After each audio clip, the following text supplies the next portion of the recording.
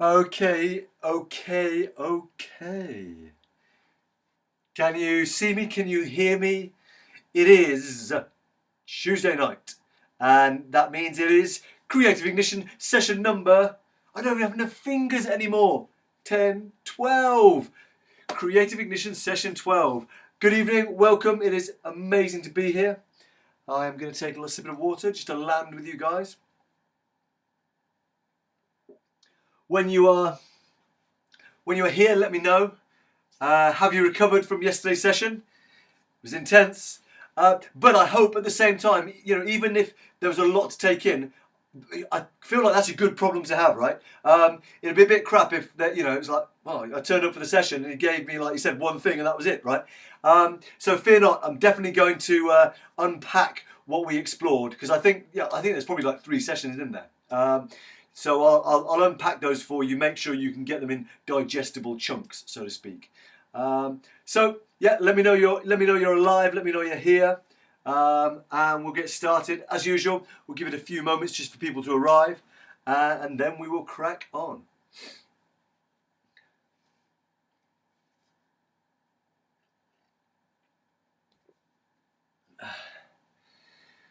So yeah, it's been.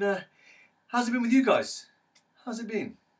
We had a massive storm just now, so definitely feel like there seems to be loads of sniffles going around. Definitely feel like we are shifting from summer into autumn, which is cool.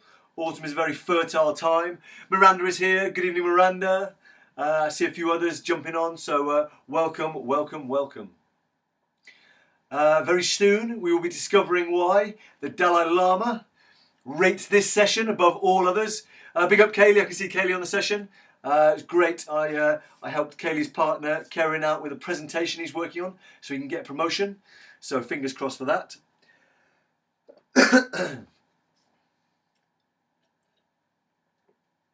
and yeah, while we're waiting for people to arrive, I can see more and more coming all the time. While we're waiting for people to arrive, do post up. What are your challenges around routines, around performing as you would like to perform in life? And also, what routines, what systems, what processes are you currently using that do help you, that are helpful? Post those up in the comments so that we can get a sense of, of what the group is working on. Because my intention for this session is I'm going to share a few stories with you. And from those stories, I'm going to offer a few little nuggets of gold that I hope might help you. But I really want this to be something that we create as a group. Cool. He's pleased. Fantastic, fantastic, fantastic. That's very good, Kelly. It's good to know. I'll be even more pleased if he gets the job. That's the main thing. Let's have that happening. So yeah, post up. What are your challenges around performing as you would like to perform in life in any area?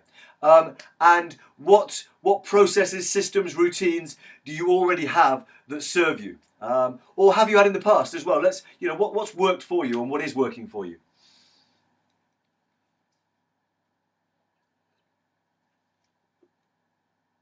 Oh, it's very strange.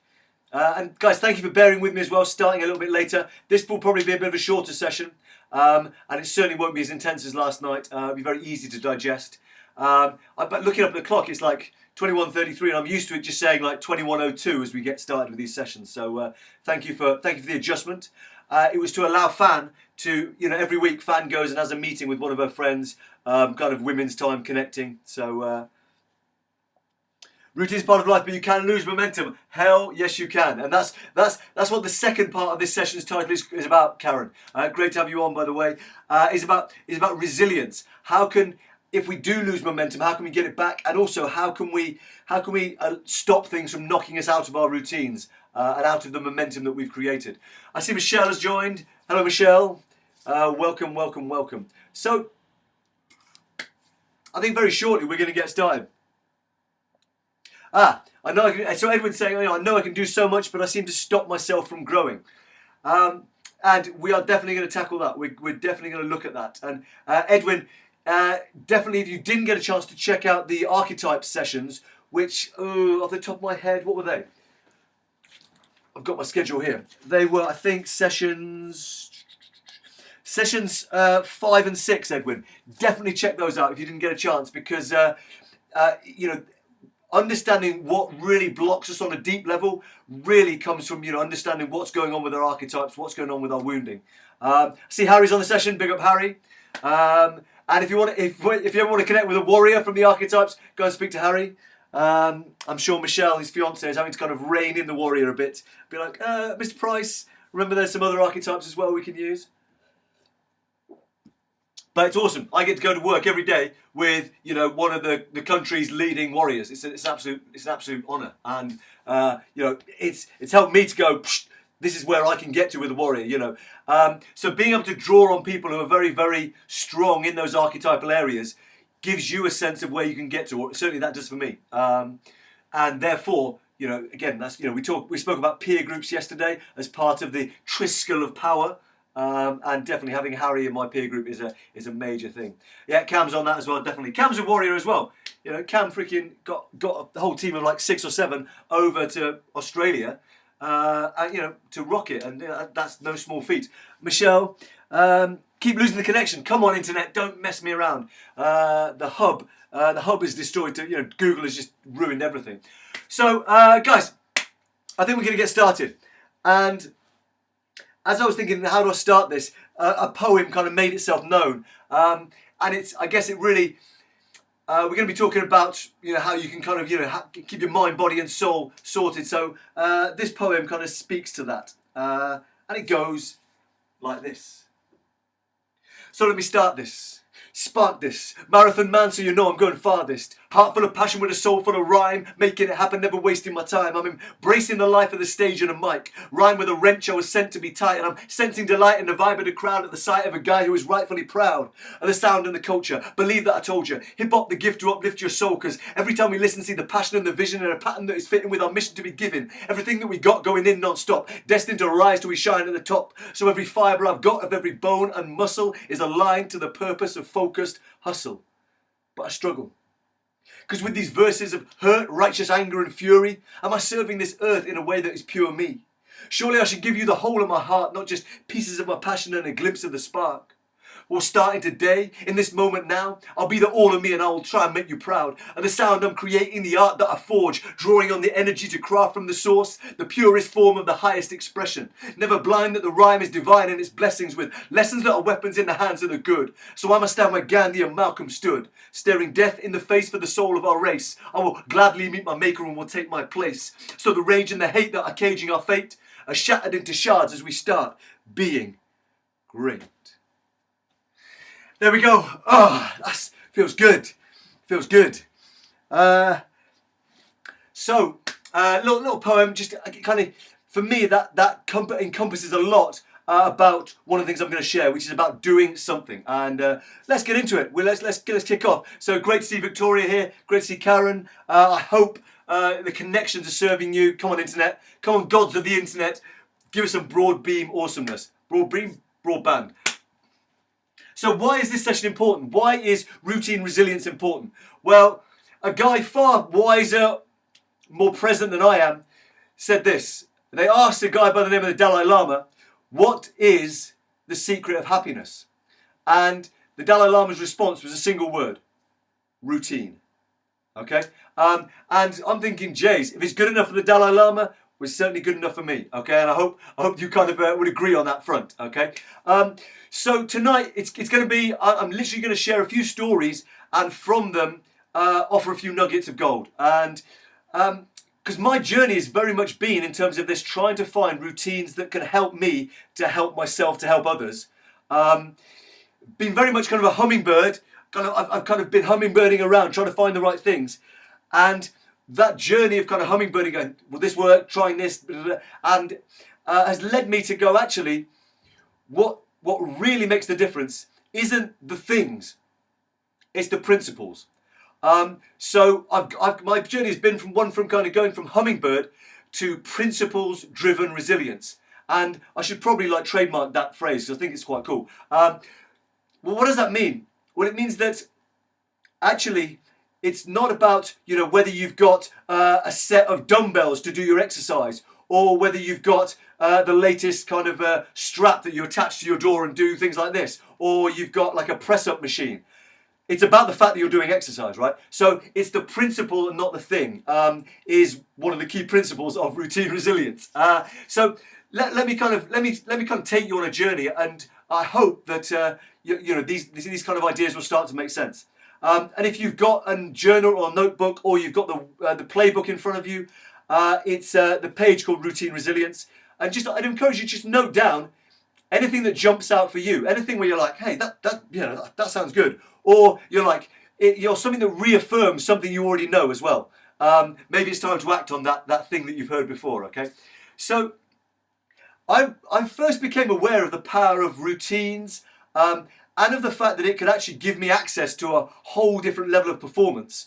Probably 3 or 4 years ago, when I was quite well immersed in the whole personal development world. I was doing lots of events with a mentor of mine and Harry's, a guy called Harry Singer, and I came across people who were mad into their health and fitness, and of course juicing and all this healthy stuff, and I was like, really? And I started taking it on board. And around the same time, I read a book called Born to Run. If you've not read a book called Born to Run, read Born to Run. It's an absolute modern classic that talks about why human beings basically are the greatest long distance endurance athletes on the planet. Out of all the animal kingdom, out of all beings on this planet, we are the ones evolutionarily most fine-tuned for long distance endurance. And it's just a stunning book, a great story. But it kind of sparked an interest in me to kind of challenge, in this personal development world, it was like, challenge yourself, stretch your comfort zone. And when I was at school, I hated running. Hated it. I was like, Churchill says, golf is a great way to ruin a good walk. Well, for me, running was a great way to just ruin anything. I love playing sport, don't get me wrong. I'd be happy to run up and down a football pitch 100 times if I had a ball at my feet. Or I'd run in, 1,000 times on a cricket pitch, hurling the ball as fast as I could at the batsman. But just running for the sake of running, mate, absolute waste of time as far as I was concerned. But I read this book around the same time I started to get into healthy eating and juicing, and just seeing over the course of a week, my times get a little bit better. And then over the course of a month, my times get a lot better. I was like, wow. But what happened was, it wasn't just my kind of running that was improving. I was waking up earlier, I was going to sleep later. I had more energy, I was more focused. I was doing things that previously I would have put off. I was attempting things that previously I'd have been too scared to attempt. And the only thing that had changed was my diet and my exercise. It didn't carry on because, I had my own demons. We all have our own demons that trip us up. But I opened that door and I could never shut it once it was open. And so from that, the idea of healthy body, healthy mind, it became more than just a cliche. It became something that I'd experienced as of having great benefit. And so my journey to date has been, I tried to do kettlebells. You can see one up there, and I still do at times. I tried running, and all of these things. And actually, I realised that the only thing that's worked is the principle of do something. That may seem very, very simple, but do something. So my current minimum exercise routine is half an hour, which is 15 minutes of high intensity bouncing on a trampoline exercises and 15 minutes of stretches of just yoga. And the reason for that is I kept trying to do hour-long yoga sessions, and then I wouldn't quite have time to do the hour, and so I do nothing. And I try and go for a 6-mile run, and I wouldn't have time, so I wouldn't do anything, rather than going for a 3-mile run or something. So I realised that the principle of do something, as long as I'm doing something to constantly top up my healthy body, healthy mind, I'm going to be giving myself the best chance to get myself in the best state to do the best things, okay? And what does do something look like? Well, I've distilled it down for me personally into a morning routine that can also happen at night, but it's 5 things. A cold shower, some bouncing and stretching, the right nutrition, so I've got a NutriBullet for that, I've probably mentioned it, some form of devoting myself to mastery of my craft, whether that's rapping or writing poetry, or just thinking about how I can serve this movement better. So I'll take some time to do that. Or some form, and finally some form of stillness, be that meditation, juggling, journaling. So that's it, those 5 things. Cold shower, exercise and stretching, some form of nutrition, some form of mastery, and some form of stillness. And I don't try and do all those 5. If I get all 5, awesome, wicked. I know I'm going to have a fantastic day. I aim to do 3 out of 5. So some days I'll just have the cold shower and the nutrition, and I'll do some journaling. Some days I'll do cold shower, exercise, and nutrition. But I know that if I do 3 out of 5, even if I don't do the full 5, I'm giving myself the best springboard to start the day. Okay. And I've even found recently that doing an exercise session after these sessions has worked really well as well. I wake up with a lot more energy and focus and clarity. So that's the first principle of routine resilience for me is do something. Don't try and eat the whole fucking elephant. Just do something. Take a bite. And it applies equally, whether it's for, exercise and your body or for, your writing practice. I will acknowledge that actually I don't honour this current principle in my writing practice. I'm far more like all or nothing at the moment. And I recognise, and I'm sure Michelle would back me up on this, that if I was a bit more just consistent on, doing something with my writing each day, my progress would be huge. So, Cam, have a great day at school. I know starting a bit late, you'll have to catch up. So that's the first principle. Do something. Do something. And for me, particularly, it's around keeping my body in the best state, so body and mind, so I can be the best I can be.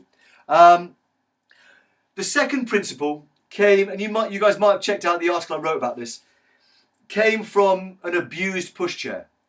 And I think, originally I wrote the article as being an abused piece of garden furniture.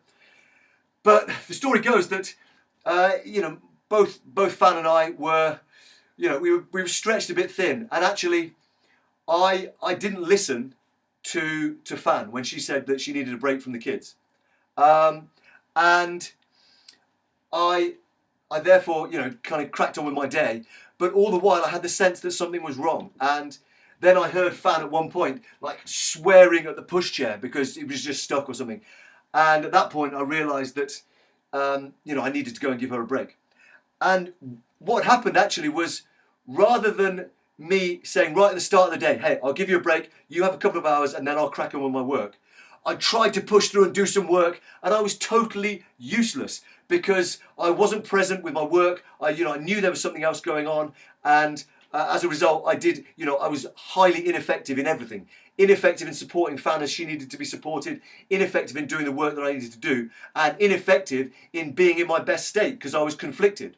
Okay, and it really brought home the idea that's a cliche for a lot of people, but for me, this is where I really lived it, was that your doing can only be as strong as your being. So taking the time to do something that, recharges my flow, my levels of flow, my level of kind of connection to my greatness, to, spirit, whatever you want to call it. But, taking the time, taking the moments to, recharge my being will allow me to go out into the world and do my doing from full charge. So your doing is only as strong as your being. That's a big one that I've begun living recently as well. Which is why, I will take the time and effort and energy first thing in the morning, if the waves are good, to go and catch like a couple of waves. Because I know that one great wave will set me up probably in terms of my flow levels for 2 days at least. I get, real asymmetric reward there. Okay? So your doing is only as strong as your being. And if you really want to amplify your doing, obviously make sure you've got the being taken care of. But then I want to give you a gift around kind of Aikido. And for me, this was linguistic, energetic Aikido, because I've not studied it at all. I just understand the principle of using someone's energy against them. And it was this. I'd sit there at work and I'd watch Harry like nailing through 10,000 items on his to-do list. And I'd be like, I'd look at my to-do list and I'd be like, fuck, this is a mission.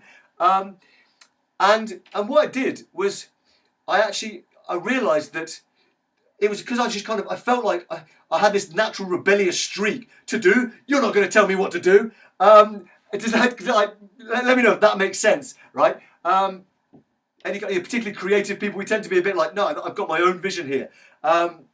So, yeah, the to-do list, I was like pushing back against my to-do list. And And then, I mentioned I'm a member of this men's group called A Band of Brothers, and we really study the archetypes deeply. And I realised that there have been times when I do have great warrior. And I thought, well, hang on a sec. What would happen if I changed the name of my to-do list, which is a label I currently loathe, to a warrior list? Which, a warrior I have very positive associations with. I know from my Band of Brothers group that it's something that really serves me. I know I have it. I have a great model in Harry that I can use. So I was like, what would happen if I changed the name of my list to a warrior list? And literally the next 5-6 days, I was nailing through that. It was insane. Like the amount of stuff I got done compared to what I usually do. And there's people who think I do loads anyway, and I do a lot. But this took it to a whole new level. And I'm still really integrating the warrior list, but the change has been deeply profound.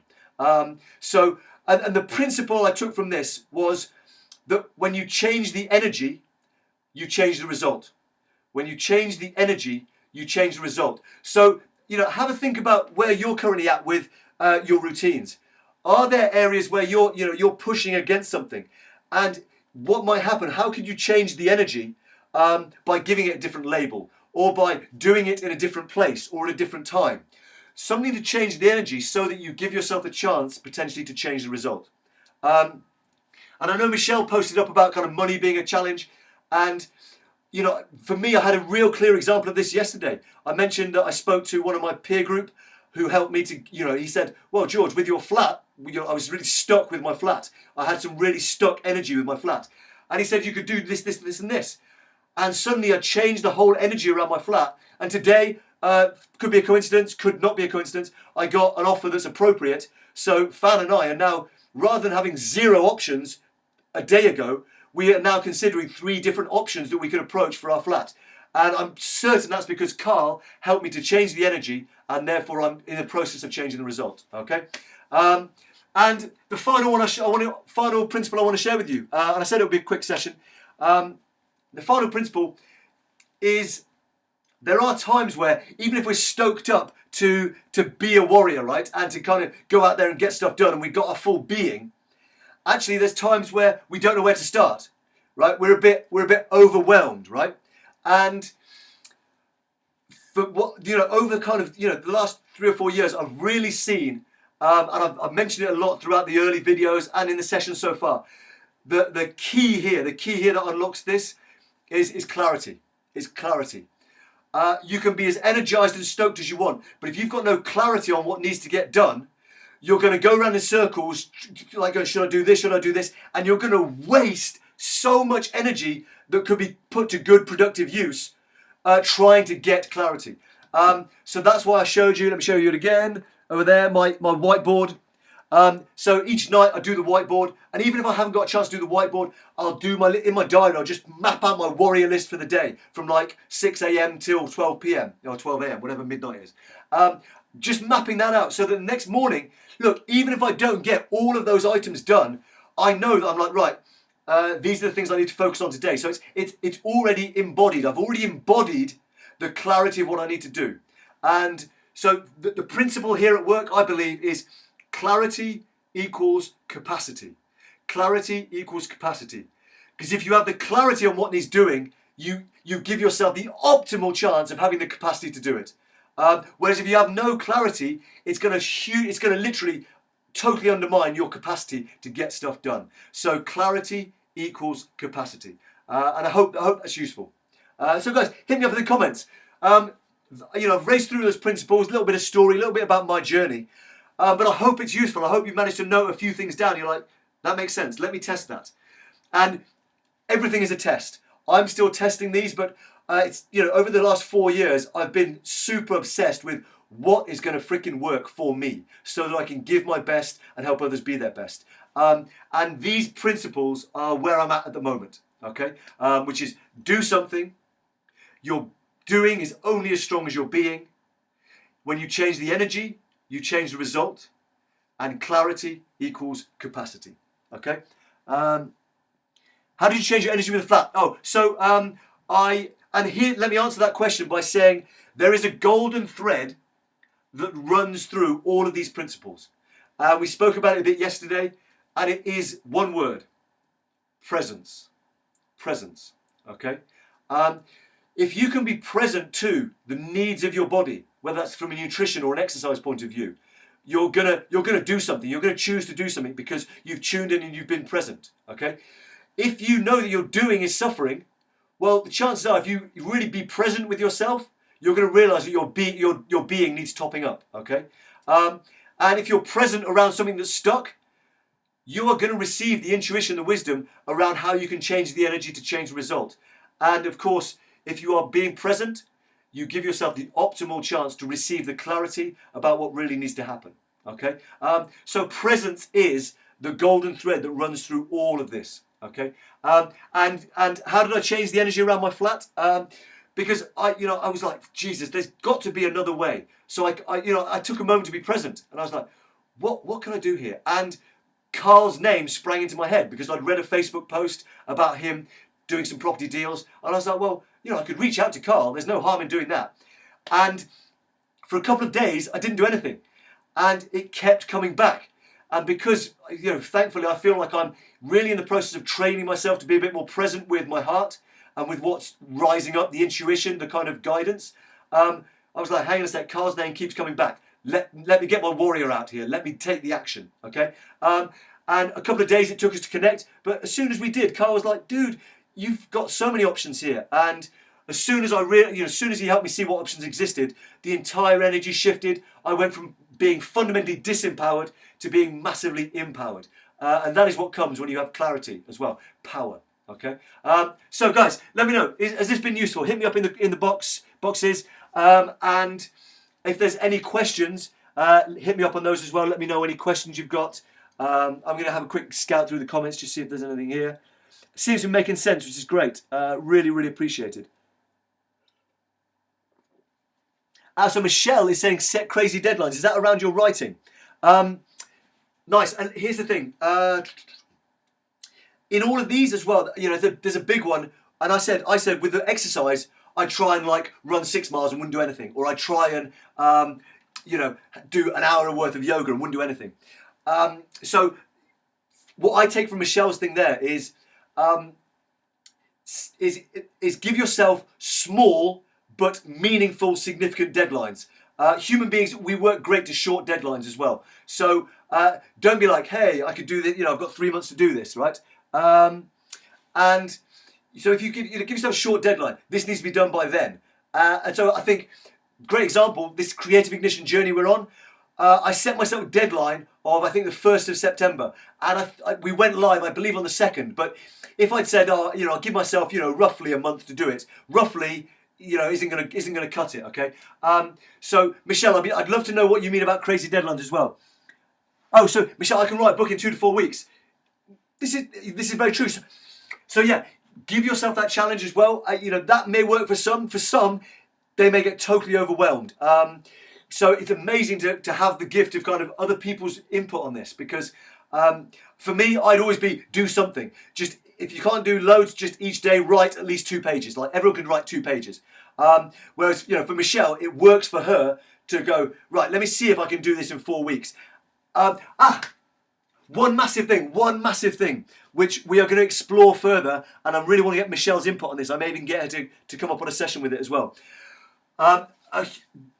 Change the energy, change the result, okay? And I think I can link this into what Michelle's saying about crazy deadlines, is change the energy, change the result. One of the most powerful, unbelievably most powerful ways to change the energy is to treat whatever is stuck as a game. Bring the power of play and of games into your kind of life, okay? And so if you want to change the energy around something, treat it as a game. And so for me, a month ago or so, I posted my first set of company tax returns. And I think I mentioned this in one of the videos. I loathed the whole prospect. That was definitely a to-do list item that I was like, ah! But having got the warrior list and going, let me treat this as a game. I have chosen to play the game of entrepreneur, of someone who wants to make a difference, using entrepreneurship as one of the ways that I help to tell stories, okay? And I'm like, I've chosen that game. So if I've chosen to play that game, I can't complain that there's taxes. That's part of the rules of the game. So let's play the game. And let's see if I can actually score the goal here. And when I clicked send or upload, whatever it is, onto the HMRC website, I was like, like full on victory dance. So change the energy, change the result, bring the power of play and of games in. Really, really strong. Cool. So fantastic. So is NaNoWriMo, is that the 30-day blog challenge thing, Michelle? Let us know about that. Cool. So Beck's starting to get some routines, like meditating with her daughter. Yes. And what the hell? So I've got no idea what happened there.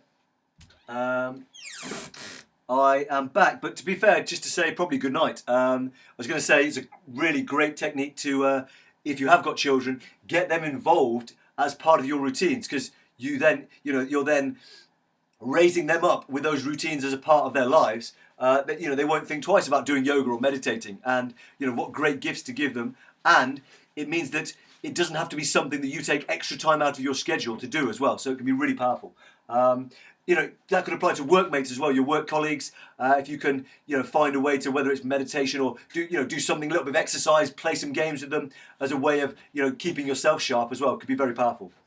So I can see Bex is there. Like I said, just probably going to say goodnight, which is, I don't know what I'll do is on the, what's it called? On the hub, I'll mash these two videos together so that we've got one continuous resource you can check back in with as well. Okay. So guys, post up any questions you have got. Otherwise, I'll kind of end the session and jump on the comments and answer any questions you've got there as well. Okay.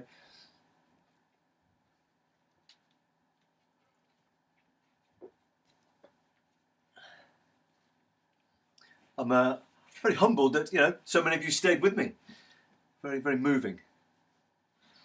I don't know what happened. Facebook, the internet gods. Although near here there's like this massive, I think there's the biggest helicopter base in Europe. So I'm sure that sometimes our mobile phone connection, the signal just disappears for 4 hours and then comes back again. So I'm sure there's something going on. So any questions? Yeah, post up any questions you guys have got. Otherwise, am I the only one here? Karen, no, it doesn't look like you are the only one here. Yeah. So Michelle, the first part will be available as well, I hope, unless Facebook decides to just wipe it. I think we should be all good. So yeah, I know you've got to go to bed, Michelle. Sleep well. Rise early. Rise resilient. Yeah, I'll definitely be touching base with Michelle about your NaNoWriMo stuff, about the game playing as well. Because I think the more we can source the resources from everyone, the best, I think. So Clint, you're saying you can either quit or go full, lots of questions and stuff. Hey, stick them up. Stick up a question. Let's, whoever wants to stay, they can do. I'm not going anywhere.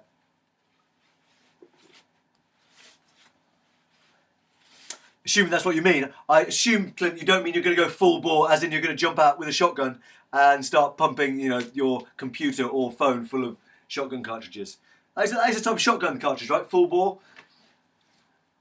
You see, I grew up on a farm in the country. I used to go out poaching when I was a kid, like Danny the Champion of the World style. Not with the sleeping pills and the raisins. But you go out, and what you're looking for is like a football-shaped size in a tree. And then you flash a flashlight on it, the pheasant freezes, wow. So yeah, but you didn't know you'd be exploring poaching on a session about routine resilience. So there we are. All right, good. I'm glad you're not going to pull the shotgun out, Clint. So yeah, any questions? Otherwise, we'll wrap it up, and we will tomorrow.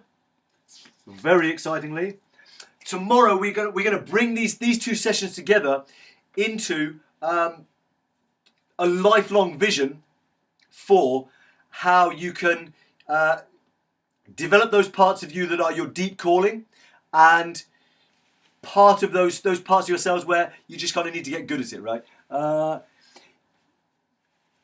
right, nice. So cool. In life, I can either go full in or... Oh, nice. Okay, sure. I see now, Clint. Good. Well, that's quite warrior. That's quite warrior energy, Clint. Warrior is very black or white, either one thing or the other. So Clint, definitely, I know you've said that there's been times where you feel like you've kind of not followed through, but actually, what that shows is you've definitely got some strong warrior in there. Okay, cool. So guys, lots of love.